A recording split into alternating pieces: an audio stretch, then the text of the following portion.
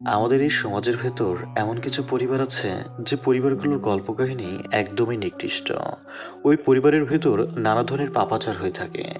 দেবর ভাবির সাথে পরকীয়ার সম্পর্ক করে, আবার শ্বশুর হয়ে বৌমার সাথে বাজে সম্পর্ক রাখে। আবার কিছু কিছু পরিবার তো এতটাই নিকৃষ্ট হয় যে ভাবিকে কাছে পাওয়ার জন্য নিজের বউকেই খুন করে ফেলে। ভাবা যায় কত নিকৃষ্ট পরিবার। হ্যাঁ, আজ আমি এমন এক ভয়ঙ্কর পরিবারের গল্প শোনাবো, যে পরিবারের গল্প শুনতে গেলে আপনিও রহস্যের বেড়াজালে আটকা পড়বেন। একটার পর একটা রহস্য আপনার মাথা নষ্ট করে দেবে। হয়তো এতক্ষণে আন্দাজ করতে পেরেছেন, আজ আমি আপনাদের সাথে আলোচনা করতে যাচ্ছি হইচই সবচেয়ে জনপ্রিয় সিরিজ কালরাত্রি। সিরিজটির গল্পের প্রতিটি মুহূর্তে ঘটতে থাকে একের পর এক টুইস্ট, আর গল্পের শেষটায় আপনাকে পুরো চমকে দেবে। তাই চেষ্টা করবেন মনোযোগ দিয়ে পুরো গল্পটি একেবারে দেখার। সিরিজের শুরুতেই আমরা দেবীকে দেখতে পাই। বেশ ধুমধাম করে রুদ্ররায় বর্মনের সাথে এই দেবীর বিয়ে সম্পন্ন হয়েছে। বাপের বাড়ি থেকে বিদায় নিয়ে দেবী গাড়িতে করে শ্বশুর বাড়িতে রওনা দেয়। এরপরে আমরা দেখি গৃহপ্রবেশের সময়। তখন দেবীর বান্ধবী মায়া হঠাৎ করে তাকে পেছন থেকে বলতে থাকে, তুই যেখানে পা দিয়ে গৃহপ্রবেশ করবি সেটা আসলে দুধে আলতা নয়, এটা তোর স্বামী রুদ্রের রক্ত। এই কথা শুনে দেবী একদমই চমকে যায়। আর তখনই দেবীর ঘুমটাও ভেঙে যায়। অর্থাৎ সে এতক্ষণ গাড়িতে ঘুমিয়ে ঘুমিয়ে স্বপ্ন দেখছিল। গাড়ির ঝাঁকুনি আর এত দূরের যাত্রায় সে গাড়িতে ঘুমিয়ে পড়েছিল। এই সময় আমরা গাড়িতে দেবীর স্বামী রুদ্রকে দেখি। রুদ্র গাড়িতেই ডিং করছিল। তাকে দেখে বোঝাই যায় এটা তার নিত্যদিনের স্বভাব। নতুন বউকে পাশে রেখে এইভাবে ড্রিঙ্কস করতে দেখে অজিদেশ তাকে ড্রিঙ্কস করতে বারণ করে। এই অজিদেশ হলো রুদ্রের ছোট ভাই, অর্থাৎ দেবীর দেওর। কিন্তু রুদ্র, সে তো কারো কথাই শুনতে রাজি নয়। সে তার মতো করে ড্রিঙ্কস করতে থাকে। এদিকে গাড়িতে যেতে যেতে দেবী তার গায়ে হলুদের কথা কল্পনা করে, আর দৃশ্য চলে যায় অতীতে। দেবীর যখন গায়ে হলুদের অনুষ্ঠান চলছিল, সকলেই তখন বেশ আনন্দ করতে থাকে। কিন্তু কোনো একটা অজানা কারণে দেবী এই সব কিছুতে নিজের মন বসাতে পারছিল না। অন্যদিকে আমরা দেবীর মা বাবাকে দেখি, তারাও বেশ চিন্তিত। দেবীর মা তার বাবাকে বলে, আমার মনে হয় দেবীকে সব সত্যি জানিয়ে দেওয়া উচিত। কিন্তু দেবীর বাবা তাকে থামিয়ে দেয় আর বলতে থাকে, একদমই চুপ, যেটা হচ্ছে হতে দাও, বেশি বাড়াবাড়ি করো না। এদিকে গায়ে হলুদের সময় দেবীর বান্ধবী মায়া চলে আসে আর তাকে জিজ্ঞেস করে, কি রে, তোর ভয় হচ্ছে না? দেবী বলে, ভয় কেন হবে, ভয় পাওয়ার কি আছে? মায়া তখন বলে, তুই খুব ভালো করে জানিস রুদ্র কেন তোকে বিয়ে করছে। তার আগের স্ত্রী রাধিকা মারা গেছে, এই জন্যই তো তোকে ওর সাথে বিয়ে দেওয়া হচ্ছে। কিন্তু দেবী এসব কথা কোনো জবাব দেয় না। এরপর রুদ্রের বাড়ি থেকে হলুদের তত্ত্ব নিয়ে সবাই চলে আসে। তারপর হলুদ দেওয়া শেষে দেবী যখন গোসল করছিল, তখন কেউ একজন বারবার দরজা ধাক্কা দিতে থাকে। দেবী তখন জিজ্ঞেস করে, বাইরে কে? দেবী বারবার জিজ্ঞেস করলেও সে কোনো উত্তর পায় না। তাই দেবী বাধ্য হয়ে বাইরে বেরিয়ে আসে। আর তখনই সে দেখতে পায় সেখানে দাঁড়িয়ে আছে তার বান্ধবী মায়া। দেবী তাকে জিজ্ঞেস করে, সে এখানে কি করছে? জবাবে মায়া বলে, তুই কি ভেবেছিলি চিরাগ এসেছে? চিরাগ কি করে আসবে, সে তো মারা গেছে। আসলে চিরাগ ছিল দেবীর হবু স্বামী, কিন্তু সে বিয়ে ঠিক হওয়ার দিনই মারা গেছে। তারপর মায়াদেবীকে বলে, আজকে আমি একটা ভবিষ্যৎবাণী করতে এসেছি। আর তুই তো জানিস আমার ভবিষ্যৎবাণী কখনোই ভুল হয় না। দেবী তো এটা শুনে বেশ নার্ভাস হয়ে যায় আর তার ভবিষ্যৎবাণীটা জানতে চায়। মায়া তখন বলে, বিয়ের পর কাল রাত্রিতে তোর বর রুদ্র মারা যাবে, কেউ তাকে বাঁচাতে পারবে না। দেবী তো এটা শুনে একদম হতভম্ব হয়ে যায়। সে বুঝতে পারছিল না তার এখন কি করা উচিত। এসবের মধ্যে দৃশ্য চলে আসে বর্তমানে। তখন আমরা দেবীকে দেখতে পাই, দেবী এখন তার শ্বশুরবাড়িতে পৌঁছে গেছে। সেই বাড়িতে যাওয়ার পরই দেবীর মনে হতে থাকে সে এর আগেও এই বাড়িতে এসেছিল। দেবীর তখন পুরাতন কিছু ঘটনা ঝাপসা ঝাপসা মনে পড়তে থাকে, কিন্তু সে কোনো মতেই পুরোপুরি ঘটনা মনে করতে পারছিল না। এতে আমরা বুঝতে পারি হয়তো তার সাথে এই বাড়িতে অনেক স্মৃতি আছে যা সে ভুলে গেছে। এসব ভাবতেই দেবী প্রায় জ্ঞান হারিয়ে ফেলে। সে প্রায় পড়েই যাচ্ছিল, ঠিক তখনই অজিতেশ তাকে ধরে ফেলে।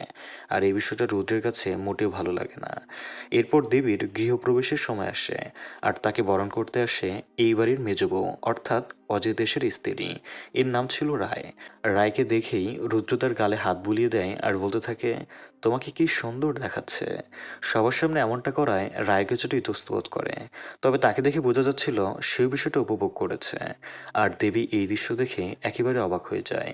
কিন্তু রুদ্রের পরিবারকে দেখে মনে হচ্ছিল তারা এই বিষয়ের সাথে আগে থেকে পরিচিত।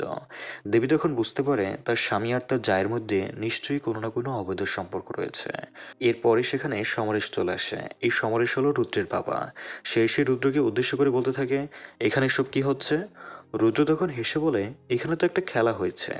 অজিতেশ আমার বউকে স্পর্শ করেছিল, তার বদলে আমি ওর বউকে একটু স্পর্শ করে দিলাম। এরপর সমরেশ রুদ্রকে তার সাথে ভেতরে আসতে বলে আর তার বড় মেয়ে শিবানীকে বলে দেবীকে ঘরে নিয়ে যেতে। এরপর শিবানী দেবীকে ঘরে নিয়ে আসে আর এই ঘরে গিয়েও দেবীর আশেপাশে সবকিছু কেমন যেন পরিচিত মনে হতে থাকে। আবারও তার আবছা আবছা কিছু স্মৃতি মনে পড়ে, কিন্তু সে কোনো কিছুই পুরোপুরি মনে করতে পারছে না। দেবী তখন আবারও মাথা ঘুরে পড়েই যাচ্ছিল, তারপরও সে কোনোভাবে নিজেকে সামলে নেয়। তোর কি সব চেনা চেনা মনে হচ্ছে না? তোর কি আসলে কিছু মনে নেই নাকি ভুলে যাওয়ার নাটক করছিস? হঠাৎ এভাবে তুইতোখারি করায় দেবী বেশ চমকে যায়। দেবী তখন এটাও বুঝতে পারছিল না শিবানী কেন তার উপর রেগে আছে। শিবানী তখন বলে, ন্যাকামি হচ্ছে?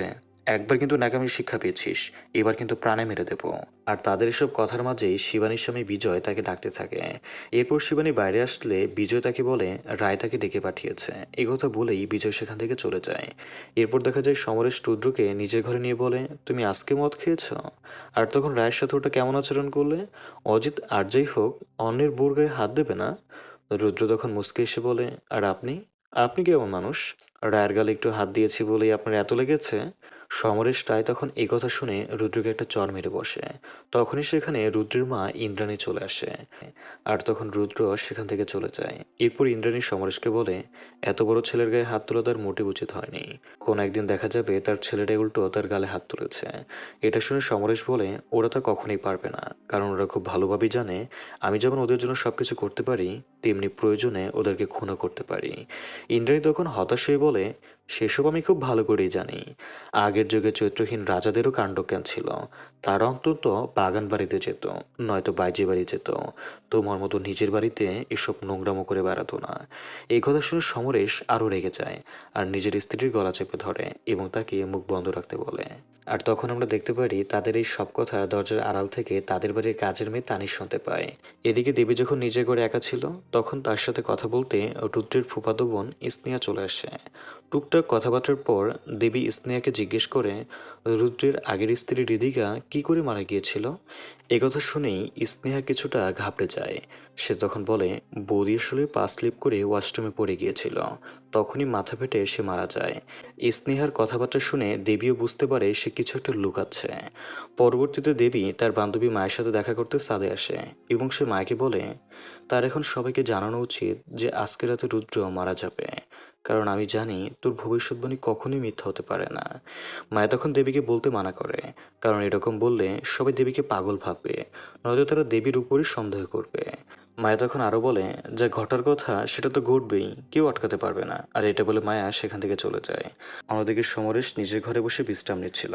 সেই সময় তার ঘরে তার ছোট ছেলের স্ত্রী অর্থাৎ এই বাড়ির ছোট বউ কীর্তি আসে এবং তার পা টিপতে থাকে।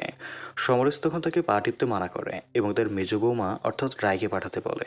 কীর্তি তখন বলে, রায় যেভাবে করে তার সেবা করে সেও ঠিক সেভাবেই করে তার সেবা করবে, সেজন্য তাকে অন্তত একটাবার সুযোগ দেয়। কিন্তু সমরেশ একথা শুনে বেশ রেগে যায় এবং কীর্তিকে সেখান থেকে চলে যেতে বলে। এদিকে রাতের বেলা দেবী নিজের ঘরে একা একা বসেছিল। আজ তাদের কালরাত্রি। হিন্দু ধর্মের মতে বিয়ের পর এই রাতটায় বর বউ দুজনেই দুজনের সাথে দেখা করতে পারবে না, দুজনকেই আলাদা থাকতে হবে। তাই তারা সেই নিয়ম মেনে আলাদাই ছিল। তখনই বাড়ির কাজের মেয়ে তানি দেখতে পায় এত রাতেও রুদ্রের ঘরে আলো জ্বলছে এবং তার দরজাটা খোলা। এরপর সে ভেতরে এসে দেখে রুদ্রের পিঠে একটা চুলের খোপার কাটা বেঁধে আছে এবং রুদ্র রক্তাক্ত অবস্থায় মরে বিছানায় পড়ে আছে। এটা দেখে সে অনেক ভয় পেয়ে যায় এবং জোরে জোরে চিল্লাতে থাকে। সকলে তখন রুদ্রের ঘরে চলে আসে এবং পুরো বিয়েবাড়ি একদম নিস্তব্ধ হয়ে যায়। আর এর মধ্য দিয়ে শেষ হয় এই সিজনের প্রথম পর্ব। দ্বিতীয় পর্বে শুরুতে দেখা যায় সকালবেলা এই রায়বাড়িতে পুলিশ এসেছে কেসের তদন্ত চালাতে। তখন সেখানে শিবানী এসে বরাবরের মতো এখনও দেবীকেই বকাবকি করে আর সেখান থেকে তাড়িয়ে দেয়। এরপর সমরেশ সেখানে থাকা পুলিশদের বলতে থাকে দ্রুত তাদের কার্যক্রম সেরে ফেলতে। কারণ হিসেবে সমরেশ বলে, এমনিতেই বাড়িটা শোকের বাড়ি, এরপর রুদ্রের মা বারবার জ্ঞান হারিয়ে ফেলছে, তাছাড়াও এলাকা তার একটা সম্মান আছে, তাই পুলিশ বেশিক্ষণ তাদের বাড়িতে থাকলে এটা তাদের পরিবারের জন্য বদনাম বয়ে আনবে। আর তখনই সেখানে সার্থক এসে বলে, খুনি যখন আপনাদের সম্মান খেয়াল করেনি তাহলে পুলিশ এখানে কি করতে পারে? এই কেস তদন্তের মূল দায়িত্বে ছিল এই ডিএসপি সার্থকী। সে তখন নিজের পরিচয় দিয়ে বলে, আমার নাম সার্থকী, সত্য কি সেটা খুঁজে বের করে আমার কাজ। তার এমন কথা শুনে সমরেশটাই বলে, আপনি হয়তো এলাকায় নতুন, আমাকে হয়তো আপনি ভালোভাবে চেনেন না, তাই এইভাবে কথা বলছেন। সার্থকী তখন বলে সে খুব ভালোভাবেই তাদের সকলকে চেনে। সে তখন সমরেশটাইকে উদ্দেশ্য করে বলে, আপনি সমরেশটাই বর্মন, প্রতাপনগরের multi super specialist nursing home life কেয়ারের মালিক। আপনার বড় ছেলে রুদ্র সে এখানকার ম্যানেজিং ডিরেক্টর ছিল। আপনার মেজ ছেলে সেখানকার প্রধান মুখ, মানে সবচেয়ে ফেমাস সার্জন। আর আপনার ছোট ছেলে বরুণ, সে তো একটা চরিত্রহীন, তার ঠিকানা বার অথবা পতিতালয়। আর বাকি রইল আপনার মেয়ে শিবানী, সে বিয়ে করেছে, তার স্বামী বিজয়, ওদের বাড়ি পাশের গ্রাম পলাশপুরে। আমি সব কিছুর খোঁজখবর নিয়েই এখানে এসেছি। সমরেশ তখন এই কথা শুনে একদম চুপ হয়ে যায়। এরপর সার্থকী প্রশ্ন করে, রুদ্রের পিঠে যে চুলের কাঁটাটা গেঁথেছিল সেটা আসলে কার? কেউই তখন এই কথার সঠিক জবাব দিতে পারে না। সার্থকী তখন রুদ্রের বডি পোস্টমর্টমের জন্য পাঠিয়ে দিতে বলে এবং সে তার সহযোগী ইমনকে জিজ্ঞাসাবাদ করে রুদ্রের বডি প্রথমে কে দেখেছিল। ইমন তখন জানায় তাদের বাড়ি কাজের মেয়ে তানি দেখেছিল। সার্থকী তখন ইমনকে তানির বক্তব্য নিতে বলে এবং তার নোট করে রাখতে বলে। এরপর ডিএসপি সার্থকী বলে ইনভেস্টিগেশন শেষ না হওয়া পর্যন্ত কেউ এই বাড়ি ছেড়ে কোথাও যেতে পারবে না। তখন সমরেশ বলে, আপনি কি আমাদের সন্দেহ করছেন? তখন ডিএসপি সার্থকী বলে, গভীর রাতে বাড়ির একটা সদস্য খুন হলো, অথচ বাড়ির কেউ আসেনি, তাহলে কি দাঁড়ায়? খুনি অবশ্যই বাড়িরই কেউ, আপনাদের মধ্যেই কেউ। তাই আপনারা প্রত্যেকেই সন্দেহের তালিকায় আছেন। এই বলে সাত্তকী সেখান থেকে চলে আসে দেবীর ঘরে। দেবীর ঘরে তখন তার বান্ধবীরা তাকে সান্ত্বনা দিচ্ছিল, কারণ বিয়ে হতে না হতেই তার স্বামী মারা গেল। তো সার্থকীকে দেখে সেখানে থাকা সকলেই ঘর থেকে বের হয়। এদিকে ইমন তানিকে জিজ্ঞাসাবাদ করলে তানি তার বক্তব্যে বলে, গত রাতে আমি ওয়াশরুমে যাচ্ছিলাম, তখন আমি উপরতলা থেকে কোনো একটা শব্দ শুনতে পাই। আর যখন আমি উপরে তাকাই তখন বুরকা পরা কাউকে হেঁটে যেতে দেখি, একদম ছায়ার মতন। কিন্তু তখন আমার বাথরুমের খুব বেগ ছিল, তাই গিয়ে বাথরুমের কাজটা সেরে আসি। তারপর আমি উপরে উঠে দেখি বর্দার রুমের দরজা খোলা। এরপর আমি কয়েকবার বাইরে থেকে বর্দা বলে ডাকলাম, কিন্তু কোনো সাড়া শব্দ না পেয়ে আমি ভেতরে ঢুকলাম। কিন্তু সেখানে যেতেই আমি রুদ্রদাকে মৃত অবস্থায় পড়ে থাকতে দেখি। অন্যদিকে সার্থকী দেবীকে জিজ্ঞাসাবাদ করে, তার রুদ্রের বিয়ে কি অ্যারেঞ্জ ম্যারেজ ছিল নাকি লাভ ম্যারেজ? এই প্রশ্নের উত্তরে দেবী বলে অ্যারেঞ্জ ম্যারেজ। আর দেবী তখন সেই দিনটার কথা মনে করে, যেখানে আমরা দেখতে পাই সেদিন সমরেশ রায় তাদের বাড়িতে ছেলের বিয়ের প্রস্তাব নিয়ে এসেছিল। তখন দেবীর বাবা মা তার সামনে হাত জোর করে বসেছিল। তাদেরকে দেখে মনে হচ্ছিল তারা হয়তো তার বেতনভুক্ত কর্মচারী। আর এদিকে তখন মায়া দেবীকে গিয়ে বলে, এই সমরেশটাকে একদমই তার সুবিধার মনে হচ্ছে না। কিন্তু দেবী এসব কথায় কোনো কান দেয় না। তাই মায়া তাদের উপর নজর রাখতে ঘরের আড়ালে দাঁড়িয়ে তাদের সব কথা শুনতে থাকে। সেখানে সমরেশটা বলছিল চিরাগ পানিতে ডুবে গিয়ে মারা গিয়ে বেশ ভালোই হয়েছে, দেবীর সাথে সে তার নিজের ছেলে রুদ্রের বিয়ে দেবে। দেবীর বাবা মা সমরেশটাকে ভয় পেত, কারণ সে যেমনই ছিল ধনী তেমনই ছিল ক্ষমতাধর। কিন্তু তবু তারা সাহস করে বলে, রুদ্র তো বিবাহিত। তখন সমরেশ বলে, সে বিবাহিত ছিল, কিন্তু এখন নেই, ওর বউ রিদিকা অ্যাক্সিডেন্টে মারা গেছে। এটা শুনে দেবীর বাবা মা অনেক অবাক হয়। এরপর দেবী মা বলে, দেবী আর রুদ্রের বয়সের তো অনেক বেশি পার্থক্য। তখন সমরেশ বলে, কত পার্থক্য? 10-15 বছর? এটা কোনো গ্যাপ হলো নাকি? এসব বলে সমরেশ তাদের উপর এক প্রকার জোর করে রাজি করিয়ে নেয় এবং বলে, পণ্ডিত মশাই রুদ্রের গোষ্ঠী বিবেচনা করে বলেছিল রুদ্রের প্রথম 2 কুণ্ডলী অশুভ হবে, তবে তৃতীয় বিয়েটা শুভ হবে। প্রথমে সমরেশ এসব বিশ্বাস করেনি, তবে হৃদিকার মৃত্যুর পর সে এখন সেটা বিশ্বাস করে। হৃদিকা মরে যাওয়ার পরে তার পরিবার মামলা করে বেশ ঝামেলার সৃষ্টি করেছিল। তাই সমরেশ এখন দেবীর সাথে রুদ্রের বিয়ে ঠিক করেছে, যাতে কোনো দুর্ঘটনা ঘটলে তার পরিবার কোনো কিছু করতে না পারে। যেহেতু দেবীর পরিবারের অবস্থা তেমন একটা ভালো ছিল না, তাই সে প্ল্যান করেছে যদি এবার দেবীও মারা যায় তাহলে তার পরিবার কোনো মামলা করতে পারবে না। এই জন্য সে দেবীকেই ঘরের বউ করে নিয়ে যাবে। এরপর সমরেশ যাওয়ার সময় বলে যায়, আমি শুভ দিন দেখে বিয়ের তারিখটা ঠিক করব, তোমাদের মধ্যে কেউ এসে বিয়ের খরচপাতি নিয়ে যেও। এসব ভাবতেই ঘটনা চলে আসে বর্তমানে। আর তখনও দেবী কোনো জবাব দিচ্ছিল না। সার্থকী তখন তাকে একই প্রশ্ন বারবার করতে থাকে। দেবী তখন উত্তেজিত হয়ে বলতে থাকে, আমি কিছুই জানি না, আমাকে কিচ্ছু জিজ্ঞেস করবেন না। দেবীকে হঠাৎ এমনভাবে ভয় পেতে দেখে সার্থকী বেশ অবাক হয়ে যায় এবং সে তাকে শান্ত হতে বলে। এরপরে সেখানে ইমন আসে আর বলে, তানিকে সে বসিয়ে রেখেছে, ওনার কোনো জিজ্ঞাসাবাদ থাকলে তাহলে এসে যেন সে তানিকে জিজ্ঞাসাবাদ করে। এরপর সার্থকী চলে যাওয়ার সময় দেবীকে বলে, সেই বাড়িতে আরও কিছুক্ষণ থাকবে, যদি দেবী তাকে কিছু বলতে চায় তাহলে তাকে জানাতে পারে। এই কথা বলেই সার্থকী সেখান থেকে চলে যায় আর দেবী খুব ভয় পেয়ে কান্না করতে থাকে। এরপর সার্থকী তানিকে জিজ্ঞাসাবাদ করে, রুদ্রের পিঠে যে চুলের কাঁটাটা গেঁথেছিল সেটা কার? তখন তানি জানায় ওই চুলের কাঁটাটা রায়ের। গতকাল সন্ধ্যায় তানি রায়কে রুদ্রের ঘরে যেতে দেখেছিল, তখন সে রায়ের খোঁপায় এই কাঁটাটা দেখেছে। তবে সে যখন ঘর থেকে বের হয় তখন চুল খোলা ছিল, কাঁটাটা ছিল না। এরপর আমরা সন্ধ্যাবেলার দৃশ্য দেখতে পারি। রুমের ভেতরে এসে রায় রুদ্রকে জড়িয়ে ধরে বলে, কি ব্যাপার রুদ্র, একা একা এখানে বসে আছো, মন খারাপ নাকি?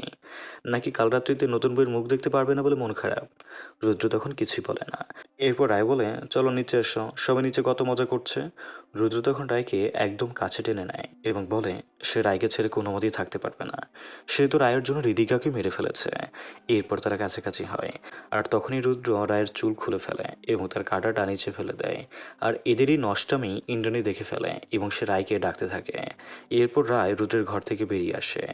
ইন্দ্রাণী তখন রেগে গিয়ে বলে, রুদ্রের ঘরে তুমি কি করছিলে? হৃদিকাকে শেষ করে তোমার শান্তি হয়নি?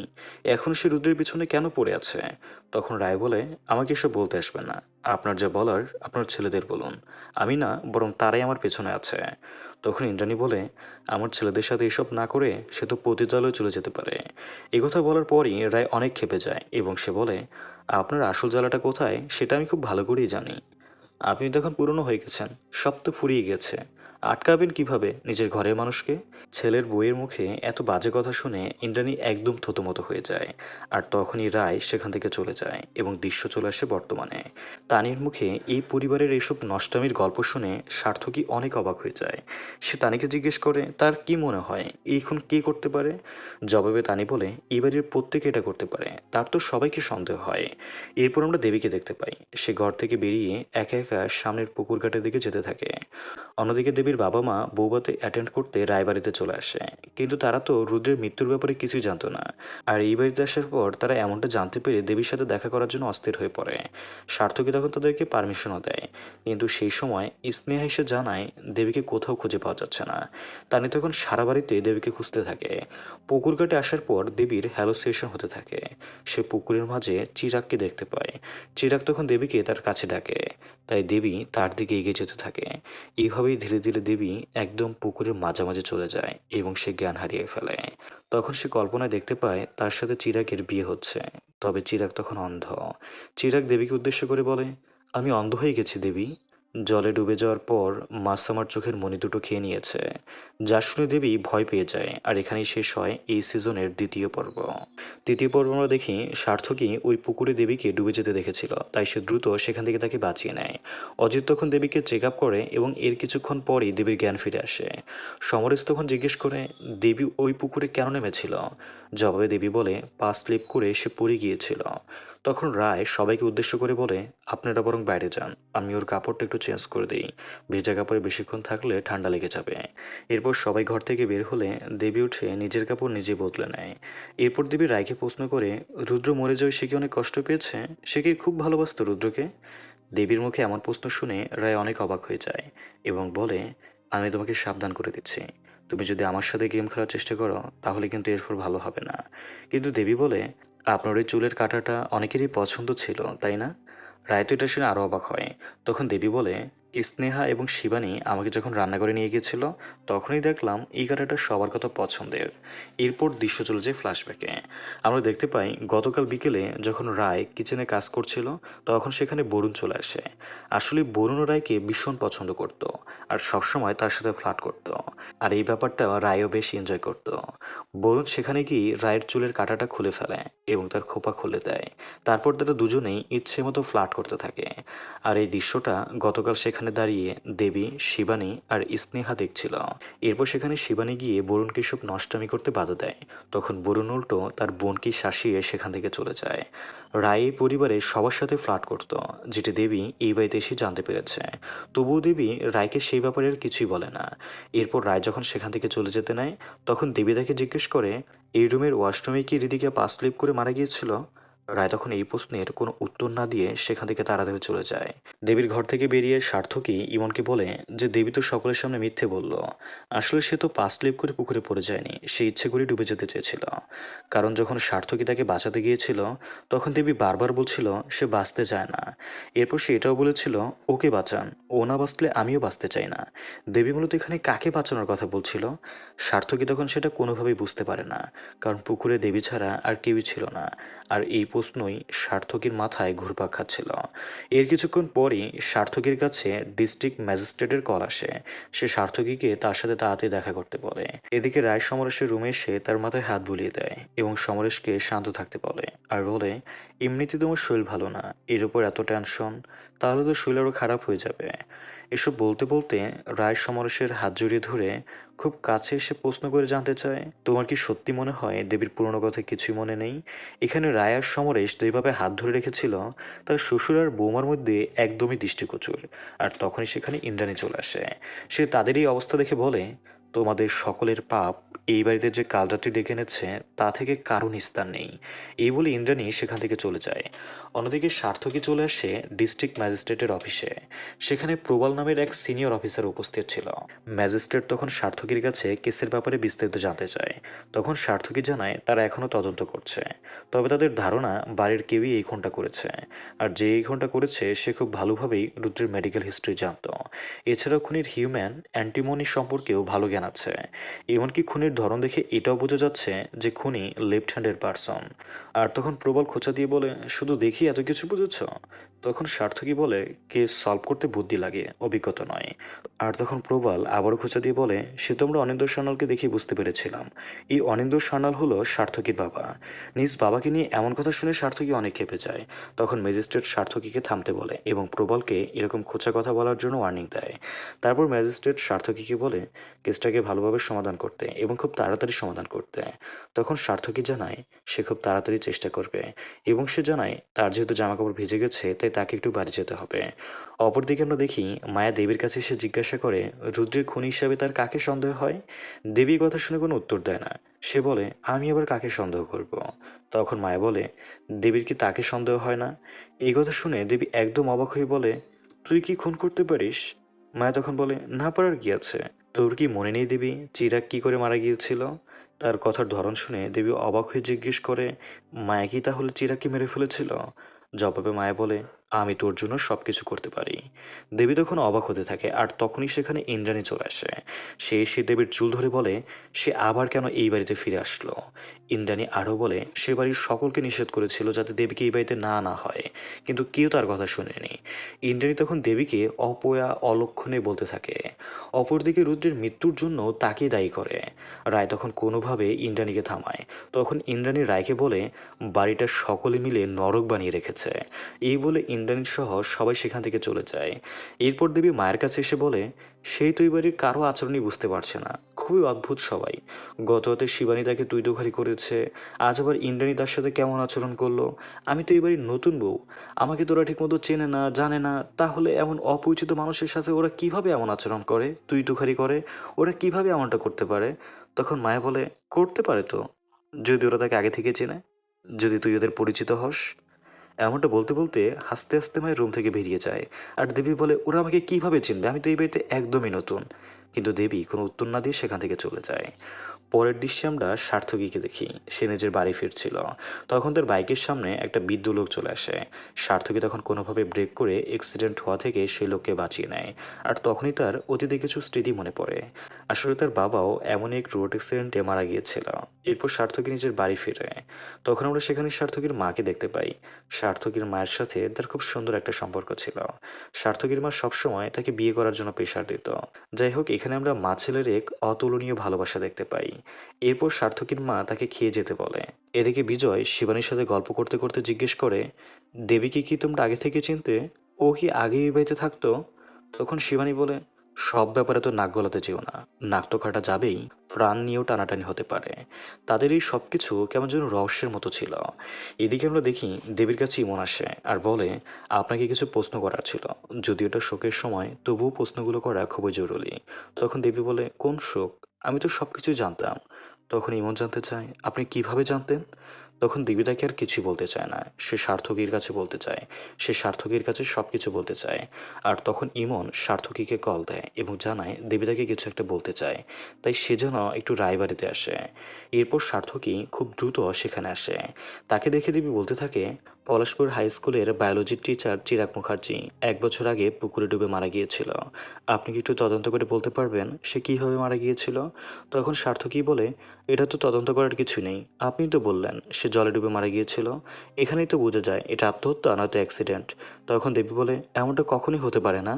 চিরাগ তো স্টেট লিভারের সুইমার ছিল, ও জলে ডুবে মরতেই পারে না, নিশ্চয়ই ওকে কেউ খুন করেছে। আপনি কি ওকে বলতে পারবেন কে ওকে খুনটা করেছে? ইমন ও সার্থকী দুজনেই তখন অনেক অবাক হয়ে যায়, কেননা গতকাল যে স্বামী মারা গেছে আর আজ সে 1 বছর আগে কোথাকার কোন চিরাগের মৃত্যু নিয়ে পড়ে আছে। যাই হোক, এমনই কিছু রহস্য এবং অনেক বেশি প্রশ্ন রেখে এখানেই শেষ হয় তৃতীয় পর্ব। আমরা একটা ফ্ল্যাশব্যাকের সিন দেখতে পারি। সার্থকীর বাবা অনিন্দ্য সান্যাল প্রতাপনগরের এসপি ছিল। সেই সময় রিমি মৈত্র নামের একজন মহিলা খুন হয়ে যায়, যার স্বামীর নাম ছিল ব্রতী মৈত্র। রিমি মৈত্রের মার্ডার কেসে সার্থকীর বাবা রিমির স্বামী ব্রতীকে অ্যারেস্ট করে নেয়। ব্রতী তখন বারবার বলছিল সে কোনো অপরাধ করেনি, কিন্তু তদন্ত করে এসপি কেসের সকল তথ্য প্রমাণ আদালতে জমা দিয়েছিল, যার সবকিছু ছিল ব্রতীর বিপক্ষে। আর সেই তথ্য প্রমাণের ভিত্তিতে আদালত ব্রতীকে 40 বছরের কারাদণ্ড দেয়। ব্রতী এই অপমান সহ্য করতে পারেনি, তাই জেলে থাকা অবস্থাতেই সে নিজের গায়ে আগুন লাগিয়ে দেয়। এরপর তাকে সেখান থেকে হসপিটালে পাঠানো হয়, আর অনিন্দ্য তাকে সেখানে দেখতে গিয়েছিল। ব্রতী তখন নিজের শেষ নিঃশ্বাস ত্যাগ করার 1 মুহূর্ত পূর্বে অনিন্দ্যকে বলেছিল সে ভুল লোককে শাস্তি দিয়েছে আর আসল খুনিকে সে ছেড়ে দিয়েছে। এ কথা বলেই ব্রতী মারা যায়। সে অনেক কষ্ট পেয়ে মারা গিয়েছিল। তবে অনিন্দ্য তখন ভালোভাবেই বুঝতে পারে ব্রতী আর যাই হোক মিথ্যে কথা বলেনি, কেননা এতটা ভয়ানক কষ্টদায়ক মৃত্যুর পূর্বে কেউ কখনো মিথ্যা বলতে পারে না। আর এই ঘটনার পর থেকেই এসপি অনিন্দ্য মানসিকভাবে অনেক আঘাত পায়। একজন নির্দোষ ব্যক্তি তার কারণে মারা গেল, এই ব্যাপারটা সে কোনোভাবেই মেনে নিতে পারছিল না। তাই সে সবসময়ই ব্রতীকেই হ্যালুসিনেট করত। ধীরে ধীরে সে তার মানসিক ভারসাম্যটাই হারিয়ে ফেলে। তার অবস্থা অনেক খারাপ হয়ে যায়। আর এই সময় অফিসার প্রবাল তাকে নানাভাবে অপমান করে এবং একসময় তার চাকরিটা চলে যেতে বাধ্য করে।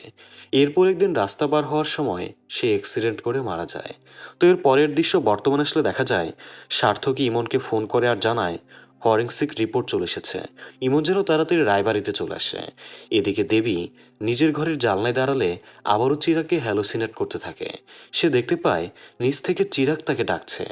এটা দেখে সে তাড়াতাড়ি ঘর থেকে বের হতে চায়, আর তখন দেখে ঘরের দরজা বন্ধ। তাই সে একদমই অস্থির হয়ে যায় আর চিৎকার করে সকলকে ডাকতে থাকে, কিন্তু কেউ তার ডাকে সাড়া দেয় না। তাই দেবী পাগলের মতো করতে থাকে। তো এর কিছুক্ষণের মধ্যেই সার্থকী সেখানে চলে আসে। দেবী তখন ভয় পেয়ে তাকে জড়িয়ে ধরে আর বলতে থাকে কেউ তাকে মেরে ফেলবে। অন্যদিকে আমরা দেখতে পাই ইমন আর পুরো টিম মেম্বাররা পুরো বাড়িতে সার্চ করছিল। তখনই তারা অজিতেশের ঘরের বিছনার নিচে একটা রক্ত মাখানো জিন্সের প্যান্ট দেখতে পায়, এবং কি সার্থকী টিম অজিতেশের হসপিটালে সার্চ করেও তার অ্যাপ্রুম থেকে রক্তের দাগ পেয়েছে। তবে সেই রক্তের দাগ অন্য কারো নয়, বরং রুদ্রের ছিল। সার্থকী তখন সমরেশটাকে বলে সে তো অনেক পাওয়ারফুল ব্যক্তি, তার তো রাজনৈতিক ক্ষমতা আছে, অথচ পুলিশ এতবার তার বাড়িতে আসছে কিন্তু সেই ব্যাপারে কিছুই না করে চুপচাপ বসে আছে। ব্যাপারটা খুব অদ্ভুত। সমরেশটাই তখন এই কথার জবাব না দিয়ে বলতে থাকে সার্থকী তো প্রায় 10 বছর পরেই প্রতাপনগর এসেছে। এরপর সমরেশ বলে সে সার্থকীর বাবা অনিন্দকে খুব ভালো করে চিনত। 10 বছর আগে প্রতাপনগরের এসপি ছিল সে, আর তখন ব্রতী মিত্রের কেসটা তার দায়িত্বে ছিল। ব্রতী মারা যাওয়ার শেষ সময় তোমার বাবাকে বলেছিল সে খুনটা করেনি। আর হ্যাঁ, সে সত্যি বলেছিল, কারণ এই খুনটা করেছিল আমার ছেলে রুদ্র। রুদ্রের সাথে ব্রতীর স্ত্রী রিমির অবৈধ সম্পর্ক ছিল, আর সেটা ব্রতী জেনে গিয়েছিল। আর এটা নিয়েই ব্রতী আর রিমির মধ্যে খুব ঝামেলা হয়। রিমি তখন সবকিছু ছেড়ে রুদ্রের কাছে চলে আসতে চায়, কিন্তু রুদ্র তাকে মেনে নেয় না। এটা নিয়ে তাদের মধ্যেও ঝামেলা হয়, আর রাগের বশে এক পর্যায়ে রুদ্র রিমিকে মেরে ফেলে। আর এই সব দোষ গিয়ে পড়ে ব্রতীর ঘাড়ে। এখন তুমিই ভাবো, তোমার বাবা কি বোকা ছিল নাকি অসৎ? যদি অসৎ হয় তাহলে সেই হিসাবে তো আমার টাকা খেয়ে তোমার বাবা মুখ বন্ধ করে রেখেছিল। সার্থকী তো এসব কথা শুনে একদমই হতবাক হয়ে যায়। আর তখনই সেখানে ইমন চলে আসে। সে জানায় অজিতেশের ঘর থেকে রক্ত মাখানো একটা প্যান্ট পাওয়া গেছে। তো এরপরই তারা অজিতেশকে গ্রেপ্তার করে নিয়ে যায়। অজিতেশ বারবার বলতে থাকে আমি কিছু করিনি, আমাকে ফাঁসানো হচ্ছে। এদিকে স্নেহা যখন দেবীর ঘরে আসে তখন দেবী পাগলের মতো করতে থাকে আর বলে সেই ঘরে থাকবে না, এইখানে ভয়ঙ্কর কিছু আছে। এই বলে দেবী দৌড়ে বের হতে থাকে, আর তখনই পুলিশ অফিসার ইমন তাকে আটকায়। দেবী সার্থকীকে দেখে বলতে থাকে সে কি পলাশপুরে গিয়েছিল? সার্থকী জানায় সে সেখানে গিয়েছিল, আর চিরাগের ইনফরমেশনও জেনে এসেছে। পুলিশের রিপোর্ট অনুযায়ী পানিতে ডুবেই চিরাগের মৃত্যু হয়েছে। দেবী তো এটা কিছুতেই মেনে নিতে পারছে না। সে বারবার বলছিল এটা কখনোই সম্ভব না, সে স্টেট লেভেলের সুইমার ছিল। সার্থকী তখন দেবীকে জিজ্ঞেস করে চিরাগের মৃত্যু হয়েছিল দুপুর ঠিক 2টায়, তো দেবী তখন কোথায় ছিল? দেবী জানায় সে দুপুর 12টায় পালারে গিয়েছিল। এরপর 3টায় সেখান থেকে বেরিয়ে কিছুক্ষণের মধ্যেই সে বাড়ি ফিরে এসেছিল।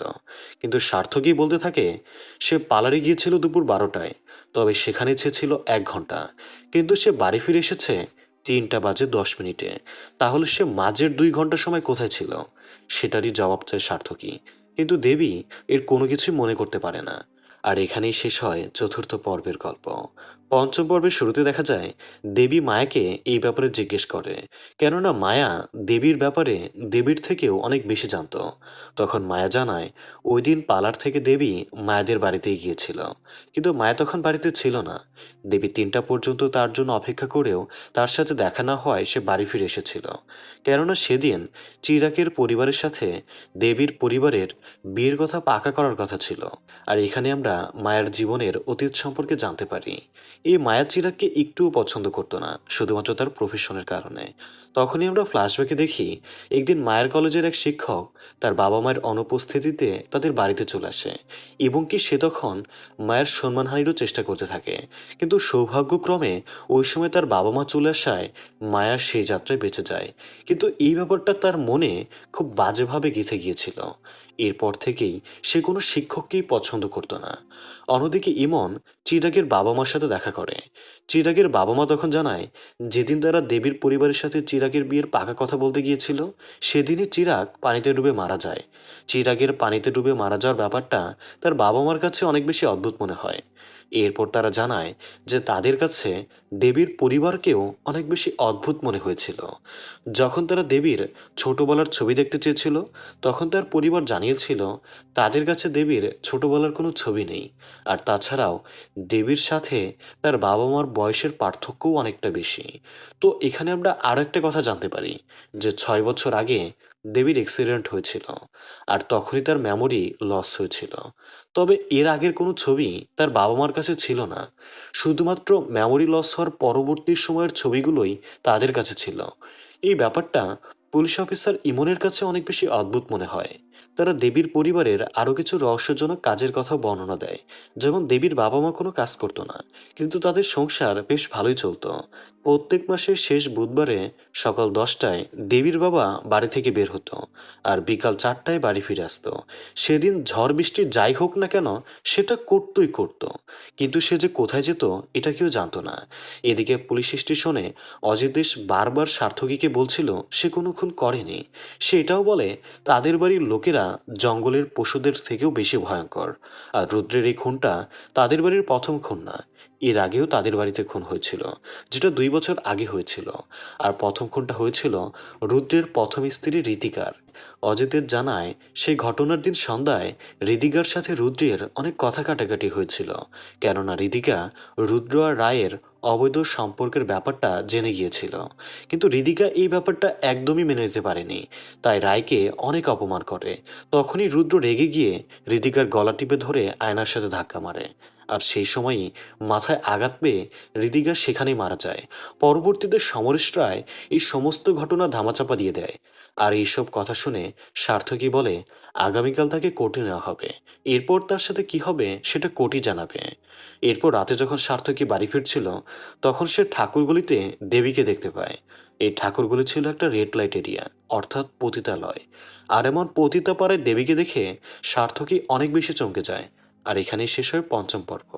ষষ্ঠ পর্বের শুরুতে দেখা যায় সার্থকী দেবীর পিছু নিতে থাকে, কিন্তু কিছু দূর যাওয়ার পরই সে দেবীকে হারিয়ে ফেলে।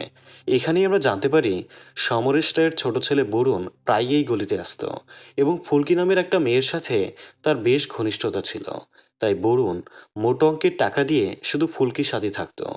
বরুণ ভেতরে যাওয়ার কিছুক্ষণ পরই আমরা অন্য একটা প্রস্টিটিউটকে দেখি, যে অজ্ঞান হয়ে নিজের ঘরেই পড়েছিল। তার এমন অবস্থা দেখে মাসি বুঝে যায় এখানে কিছু একটা হচ্ছে।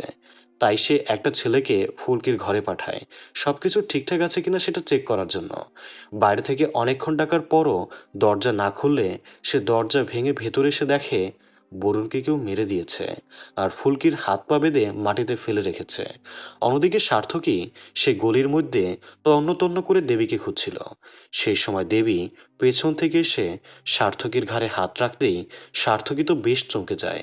সে কিছু জিজ্ঞেস করার আগেই তারা ফুলকির ঘর থেকে চিৎকারের শব্দ শুনতে পায়। দেবী আর সার্থকী তখন দ্রুত সেখানে চলে আসে। সার্থকী সেখানে বরুণের মরদেহ দেখতে পায়।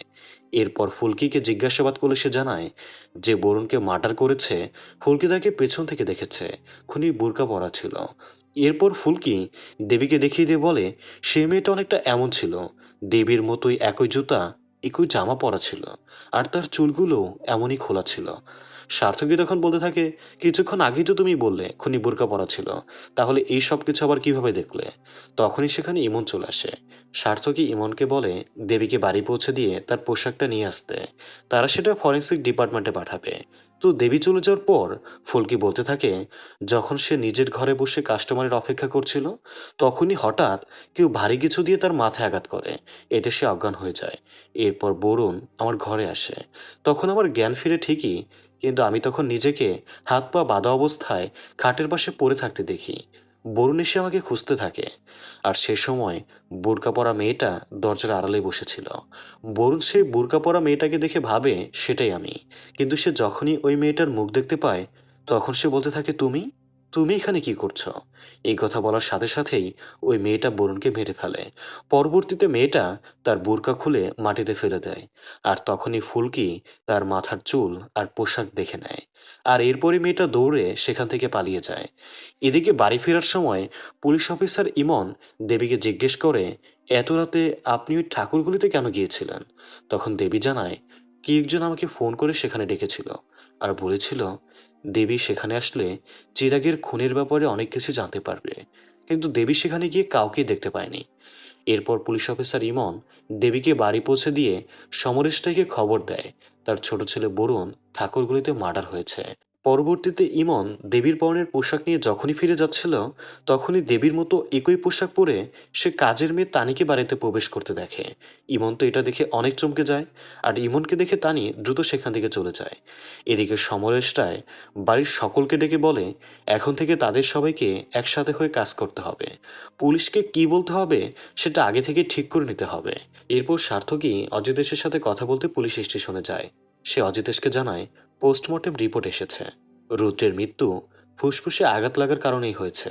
অজিতেশের কি মনে হয় এটা কি খুন করার কোনো সাধারণ পদ্ধতি? অজিতেশ জবাবে জানায় এতে মানুষের একটা ফুসফুস অচল হয়ে যাবে কিন্তু আরেকটা ফুসফুস সচল থাকবে, এই কারণে ভিকটিম বেঁচে থাকবে। কিন্তু রুদ্রের তো আগে থেকে একটা ফুসফুস অচল ছিল, ছোটবেলা একটা রোগের কারণে এমনটা হয়েছিল। আর খুনি খুব ভালো করেই জানতো তাকে এইভাবে অ্যাটাক করলে সে অবশ্যই মারা যাবে। এর মানে খুনি রুদ্রের মেডিকেল হিস্ট্রি খুব ভালো করে জানতো আর হিউম্যান বডি সম্পর্কেও তার খুব ভালো জানা ছিল। সার্থকী তখন বলে রিপোর্ট বলছে খুনি লেফট হ্যান্ডেড। অজয় দেশ বলে এই সমস্ত বৈশিষ্ট্য তাদের বাড়ির দুইজন ব্যক্তির মধ্যে রয়েছে। প্রথমটা রায়, সে একজন টেলিংপ্রাপ্ত নার্স আর রুদ্রের মেডিকেল হিস্ট্রিও সে খুব ভালো করেই জানতো। আর দ্বিতীয়জন আমার বাবা সমরেশ রায়, সেও ডক্টর ছিল এবং কি সেও লেফট হ্যান্ডেড।